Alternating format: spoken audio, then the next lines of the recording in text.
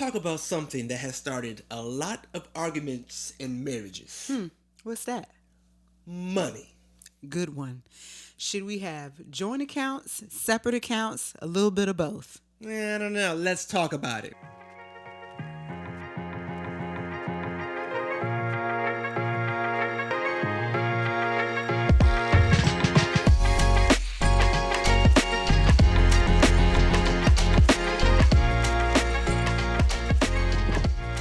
Welcome to the Then Comes Love podcast. We are your hosts, Anidra and Wendell here.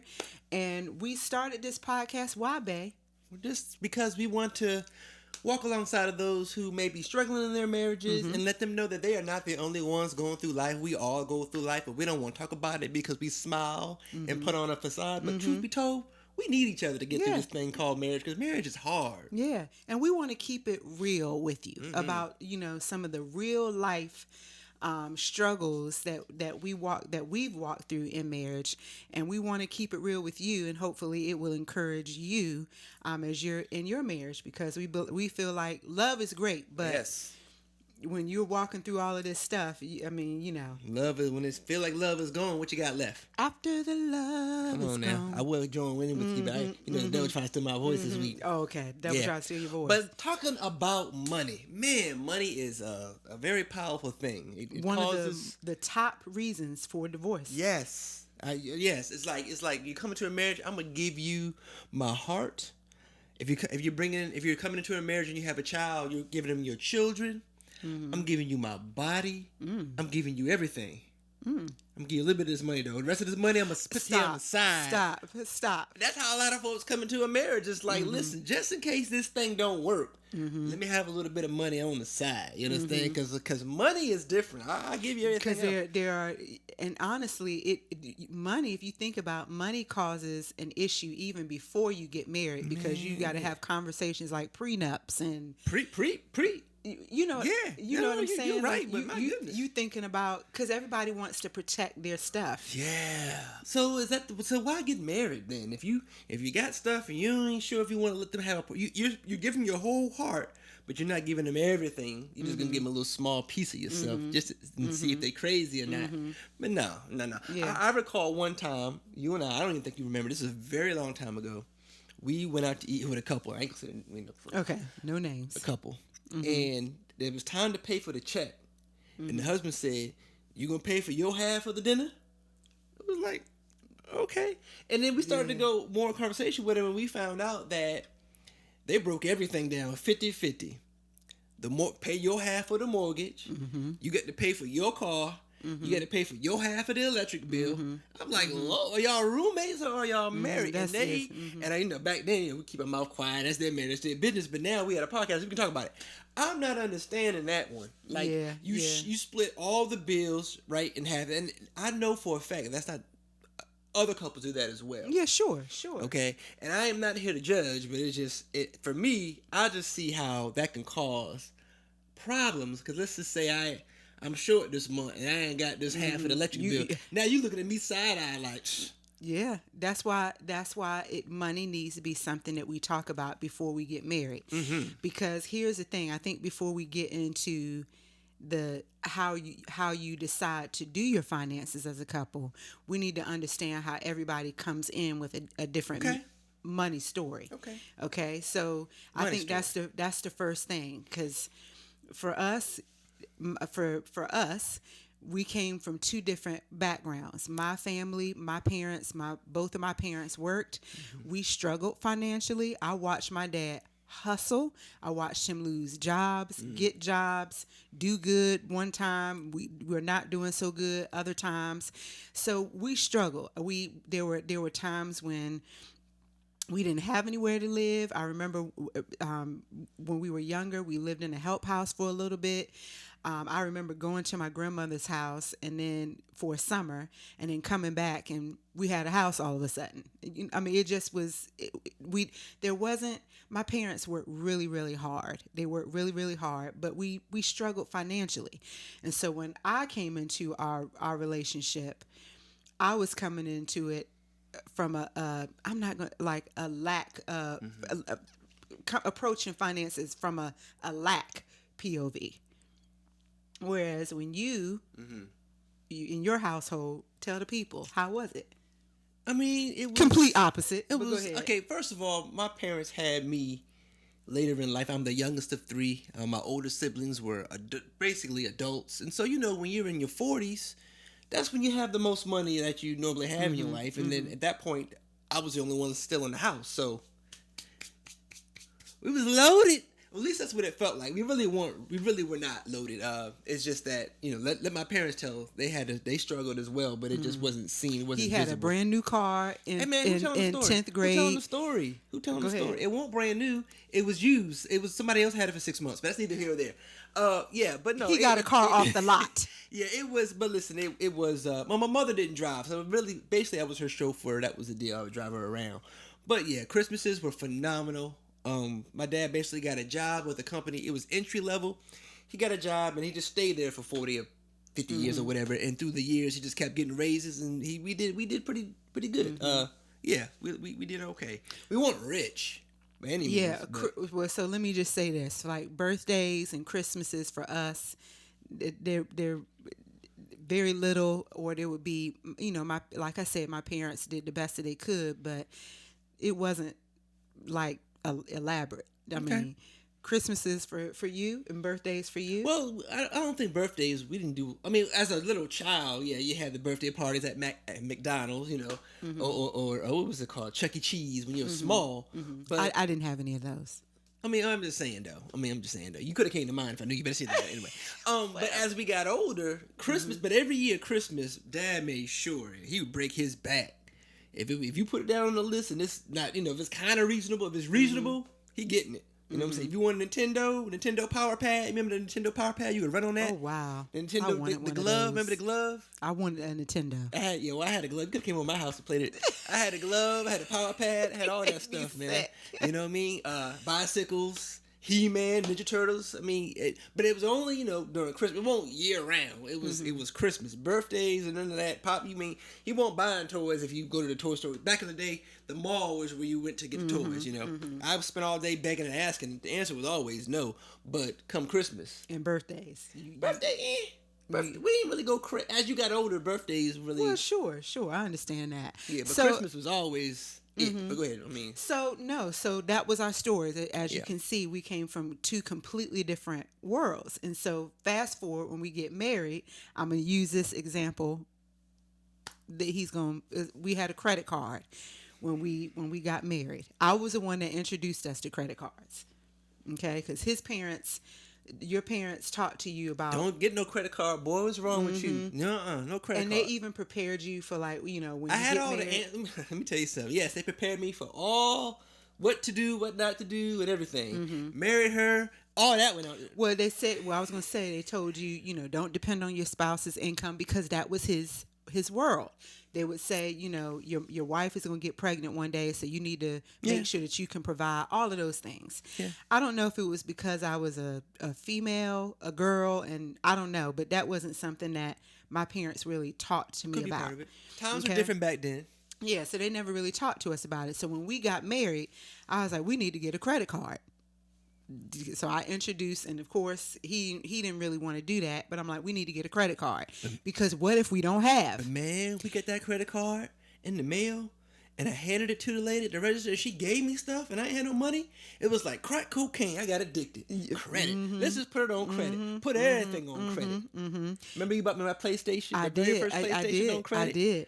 And so what I'm saying, I introduced that to us because I was coming from the mindset we don't have enough, and so just in case we don't have enough, we're going to get this credit card to make sure that we're going to have.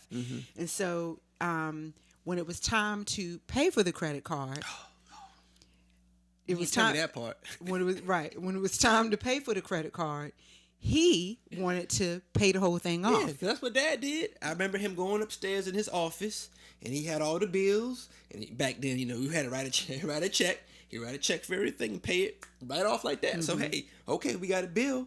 I got the money. Pay the credit card off. Okay. Now the way I looked at that, I got on him. Why did you do that?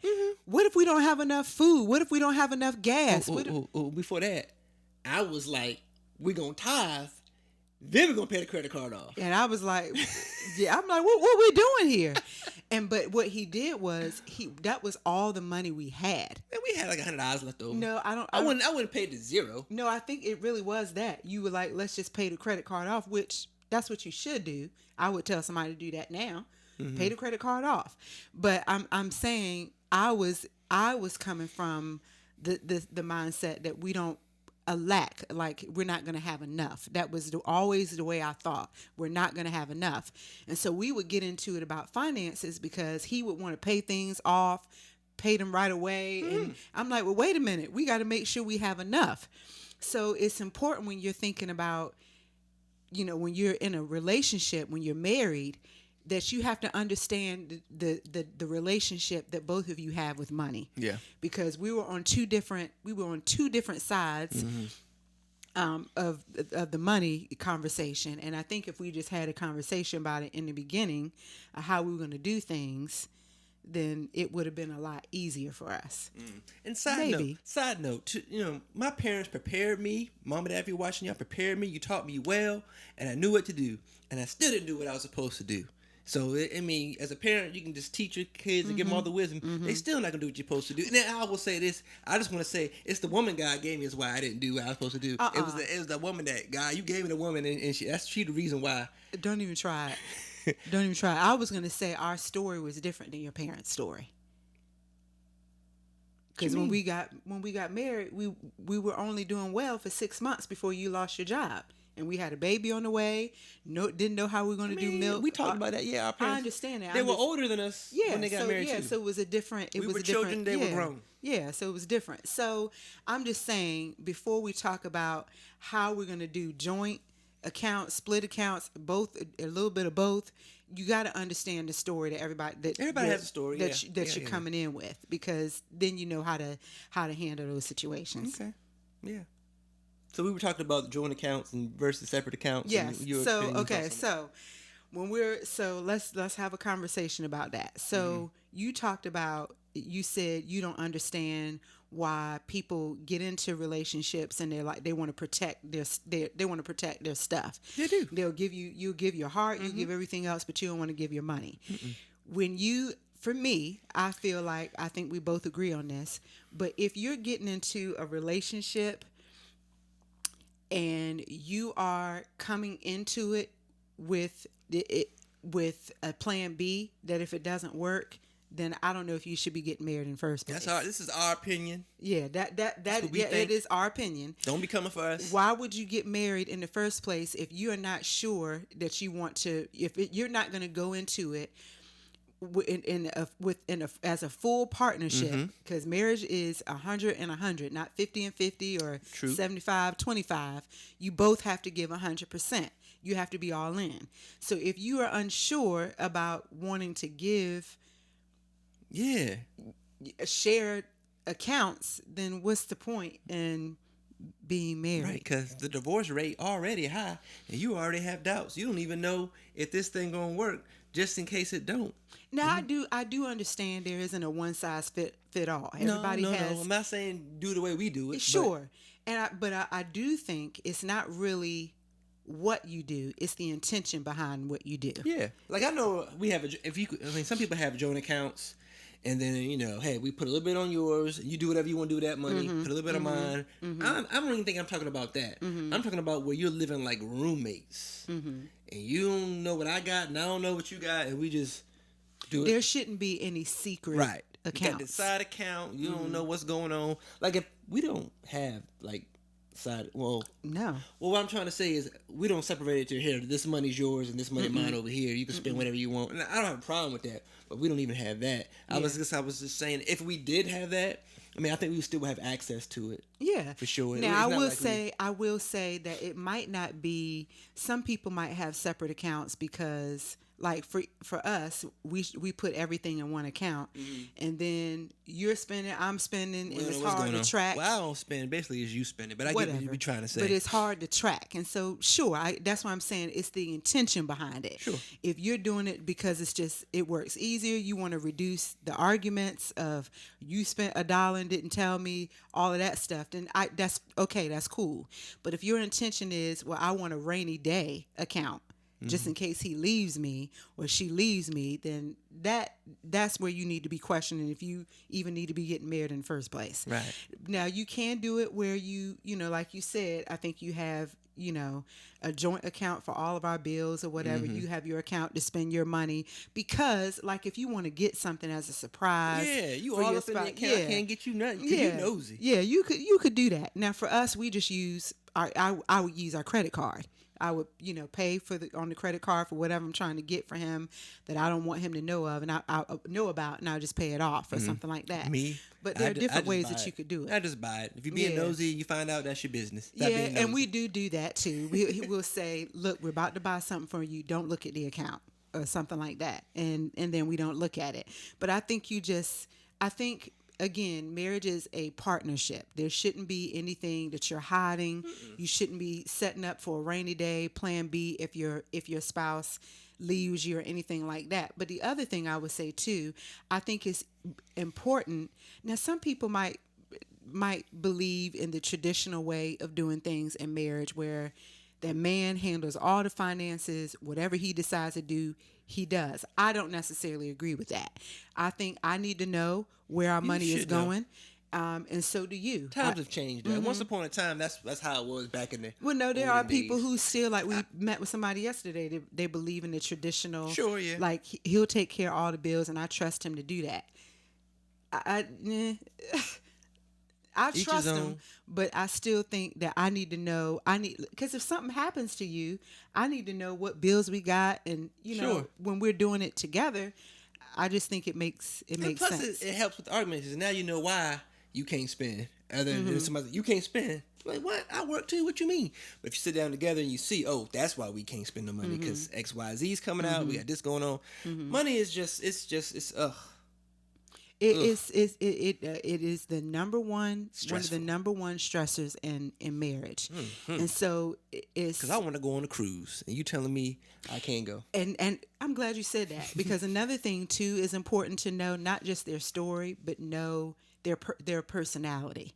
So with money, so for Wendell, he is a saver. He doesn't really spend money, but he has his things that he does spend money on, like electronics, or now he's just starting to get into trips and stuff, because that's something I introduced to us, but that's his thing. I'm a spender. And so again, because of the relationship I had with money at the time growing up, we never had, we lack things that I would buy. I need to buy this. I need to constantly buy, because we got money right now and we may not have it later. So I better buy it in case we don't have money later.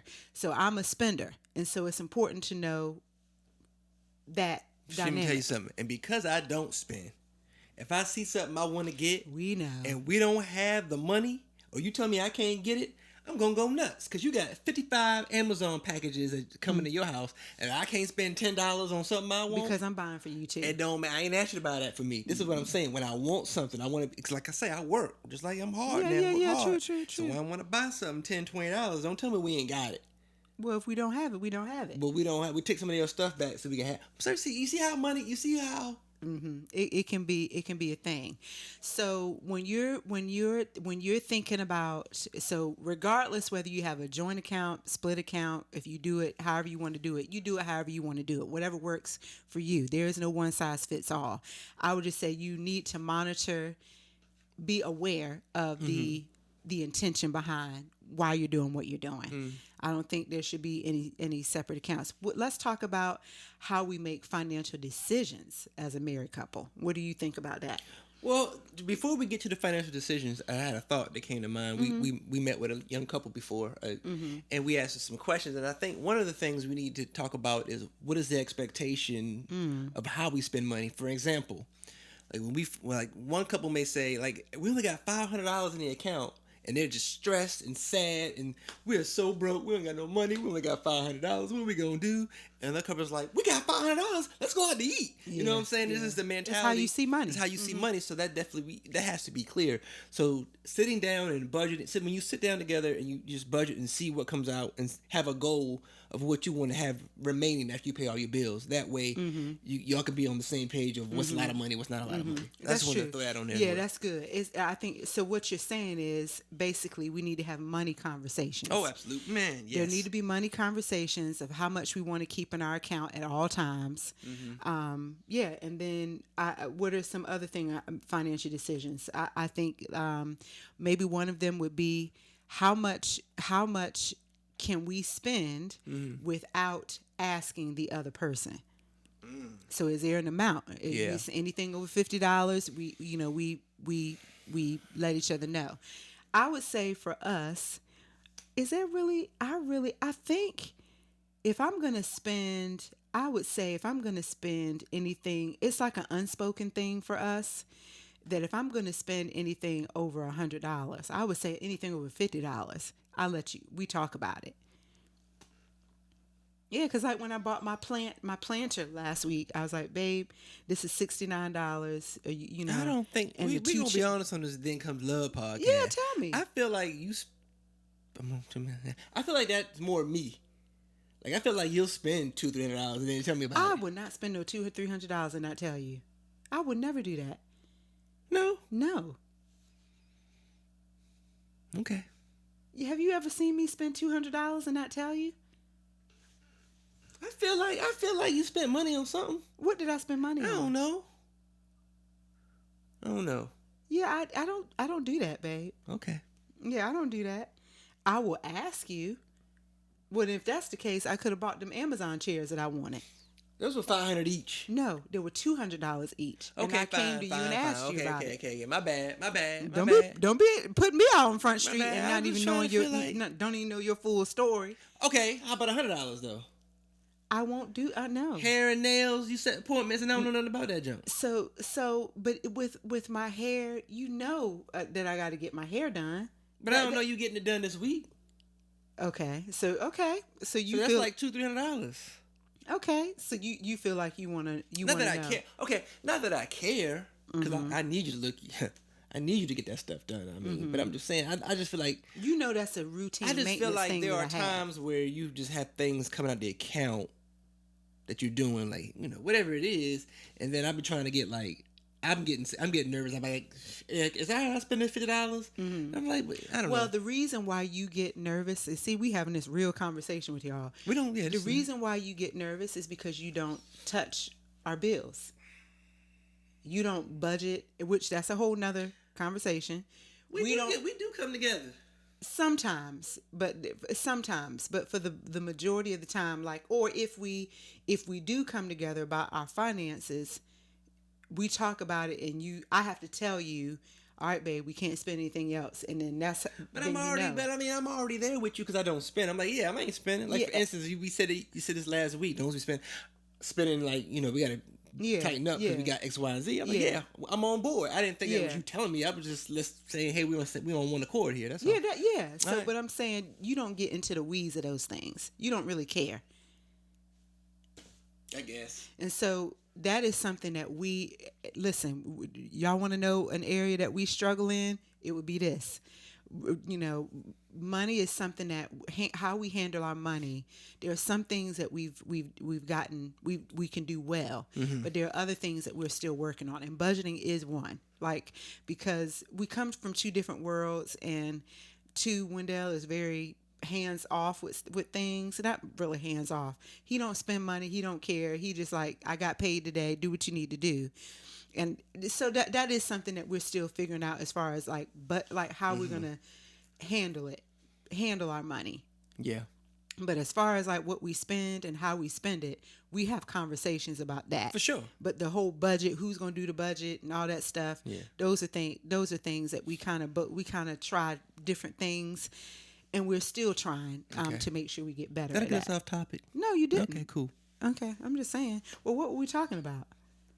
Okay, we were talking about how we make financial decisions. Sure. Yeah, Okay. we were saying that you need to have money conversations so that you know, like how we just talked about. Mm-hmm. Like, it's not okay. Don't spend anything. Like, we got a cruise that we're trying to go on. So you got to know your goals.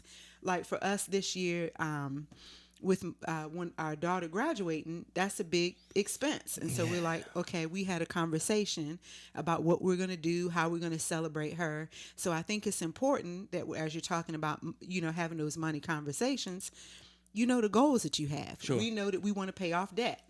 So we're paying off debt, and I don't need to ask him about paying off the credit card. Pay that thing. Yeah, so that's what I want to do anyway. Yeah, so we have, so again, we got the majority of it, but just that budgeting thing, we still kind of. Yeah, we not experts. We're not teachers. We're just talking to y'all. Yeah, we're having a real conversation. It's about how we navigate money. So anyway, how we navigate money, and that Klarna demon.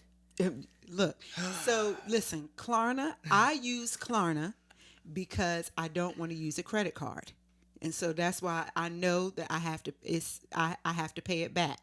So that's how I do it. So I don't charge things really. And see, what I'm just starting to learn is that you shouldn't. I never was taught that with the credit card, you treat it like a debit card. If you don't have the money, you don't spend it. You don't use it. And so, like, if I have a bigger purchase that I need to make, and I'm like, I don't want to put this on a credit card. That's my way of doing that. But so whatever. Y'all got to be on the same page about what y'all do. Yeah, for the most part. Yeah, so hopefully this has helped you a little bit. You do what works for you. Just make sure there are good intentions behind it. There shouldn't be no plan. Side account. I'm planning for a rainy day. All of that stuff. Because then why even get married? And I think both partners need to know what's happening financially. Because if you pass or whatever, you need to know how to manage the money. You want to have access to the account. Yeah, you want to know what you're doing. So I don't think that's a bad thing. So, anything else, babe? No, love. You can have all my money. I give it all to you. And I do take it. So we hope that this has helped you. If you have any questions for us, remember our email is thenComesLovePodcast@gmail.com. We would love to hear your questions, whether it's about money or you want us to hit a topic that you and your spouse are dealing with. We would love to give our 2 cents on it. Not that we're experts, as we say, but we're hoping we get to learn from each other. But anyway, do us a favor. Like, subscribe, tell your friends about us, and we'll see you next time on the Then Comes Love podcast. Y'all be well. Bye.